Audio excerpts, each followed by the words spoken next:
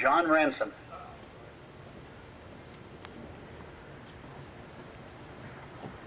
I am John Ranson, and I'm here today because in the history of Marbach Borg Warner, there were 5 VPs of manufacturing. 3 are deceased. I'm one of the 2 left, and the other guy, who's really smarter and better looking and younger than me, lives far enough away that he wasn't able to come today. So I have the honor of making just a brief comment or 2, and I'm going to be real brief. In my view, Marbach Borg Warner was a family. It really was a family. And as I think back about that, it seems to me that Bob Shattuck, in the beginning, created a culture. He said, among other things, our priorities are as follows: safety, then housekeeping, quality, service, cost, production. In that order. And there will be no exceptions. And he also said, we are a family. We look after each other. We work together as a team. And it doesn't matter which department you work in, you're a team member with the fellas and gals in the other departments. So he was an iconic figure without question. He set the tone for the culture that results in the kind of spirit that wants to create a museum and the kind of spirit that makes folks come out in the rain on a day like today. So I think his leadership was just incredible in the early years in setting that tone.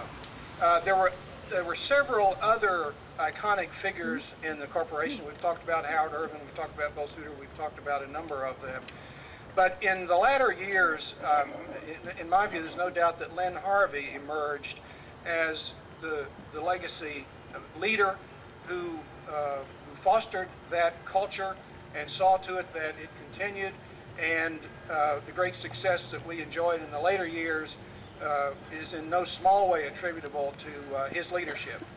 One other point I want to make real briefly is, without the support of the community, I think we perhaps would not have gotten very far.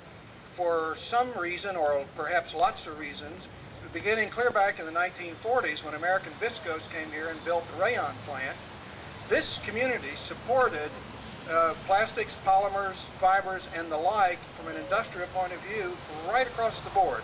The Mid-Ohio Valley in general, and this community in particular, was incredibly supportive of us and of DuPont and of Shell across the river and so on and so on. And whether it was county commissioners or whether it was mayors or whether it was bankers or merchants or community service organization representatives, we were accepted by them in the first instance, then ultimately kind of adopted by them. They were our friends, they were our neighbors, and it was just a wonderful place to live and learn and work and play. Just a wonderful place.